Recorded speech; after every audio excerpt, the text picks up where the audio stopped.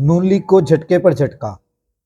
सबसे पहले लाखों करोड़ों दरूद आप सल्लल्लाहु अलैहि वसल्लम और आप सल्लल्लाहु अलैहि वसल्लम की आले पाक पर। दोस्तों, इस वक्त नून लीग को झटके पर झटका लग रहा है। ऐसे झटके लग रही हैं जैसे जलजला आने के बाद आफ्टर शॉक्स जो होते हैं ना, इस टाइम नून लीग के साथ आफ्टर शॉक्स वाला मामला चल रहा है।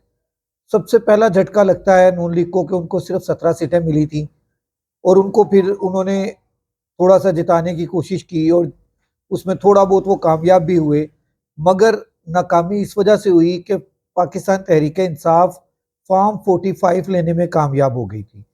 पाकिस्तान तहरीक इंसाफ के जो पोलिंग एजेंट्स बैठे थे उनको ये ट्रेनिंग दी गई थी कि आपने हर सूरत में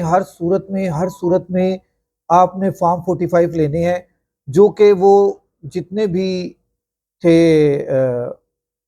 पोलिंग एजेंट्स वो ये लेने में कामयाब हो गए और प्रिजाइडिंग अफसर्स जो थे उन्होंने भी ये दे दिए, क्योंकि गेम प्रिजाइडिंग अफसर के लेवल की नहीं थी, उससे ऊपर के लेवल की गेम थी आरओस की, और आरओस के बाद डिप्टी कमिश्नर और कमिश्नर्स की गेम थी, और उससे ऊपर वाली गेम थी इलेक्शन कमीशन की। ये सारे मामलात इसी तरह से चलते रहे और सीटें मिलती रहीं। जैसे पिंडी में इन्हें एक झटका लगा के पिंडी कमिश्नर ने बात कर दी कि यहाँ पर जितने भी जीते हुए हैं वो सारे जितवाए गए हैं, वो असल में जीते नहीं हैं, जिनमें हनीफ अब्बासी भी शामिल है। अब आ जाए इस्लामाबाद की 3 सीटों की बात करते हैं। इस्लामाबाद में 3 सीटों के ऊपर नून लीग को बहुत बड़ा झटका लगा है। वो झटका कैसे लगा है? झटका ऐसे लगा है कि कल जो है वो इंतखाबी उनके जो नोटिफिकेशन थे वो मुअत्तल कर दिए हैं इलेक्शन कमीशन ने। क्यों किए हैं? क्योंकि उनके ऊपर फॉर्म 45 के हिसाब से वो जीते हुए नहीं थे, इसलिए उनका इलेक्शन जो है वो नोटिफिकेशन जो है वो मुअत्तल कर दिया गया है। असल बात ये थी कि वहाँ पर शोएब शाहीन जैसे, ठीक है, वकला थे, वो खड़े थे। अब उनके मुकाबले में आप तारक फजल चौधरी को जितवा दें, अकील को जितवा दें, खुरम नवाज को जितवा दें, ऐसे थोड़ी हो सकता है यार। एक तरफ वकील हैं, एक तरफ आप आम जो टिपिकल सियासतदान हैं उनको आप जितवाना चाह रही हैं, और आपका ख्याल है कि वकील जो हैं, वकला जो हैं वो माफ़ कर देंगे, वकला जो हैं वो छोड़ देंगे, इन सीटों को वो हार मान जाएंगे? कभी भी नहीं मानेंगे। इमरान खान ने बहुत सोच समझ कर अपनी पार्टी जो है वो वकला के हवाले की थी, और वो की ही सिर्फ इसलिए थी कि वकला ही इस वक्त पाकिस्तान में एक पावरफुल गैदरिंग है जो तमाम जगह पर डट कर मुकाबला कर सकते हैं। इसलिए खान साहब ने अपनी पार्टी वकला के हैंड ओवर कर दी हुई है।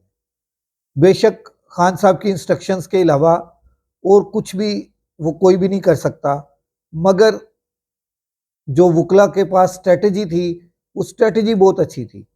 उन्होंने फॉर्म 45 पकड़े, कोर्ट्स में गए, इलेक्शन कमीशन को मजबूर किया, इलेक्शन कमीशन मजबूर हुआ, असूलन इखलाकन जो है वो चीफ इलेक्शन कमिश्नर जो है सुल्तान सिकंदर राजा साहब, उनको तो इस्तीफा दे देना चाहिए।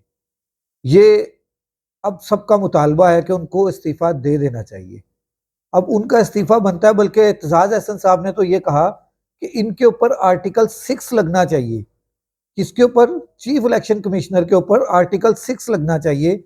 ये एतजाज अहसन साहब फरमा रहे हैं, जो कि बहुत ही मंझे हुए सियासतदान भी हैं और बहुत ही मंझे हुए और आइन को समझने वाले वकील भी हैं, बैरिस्टर भी हैं।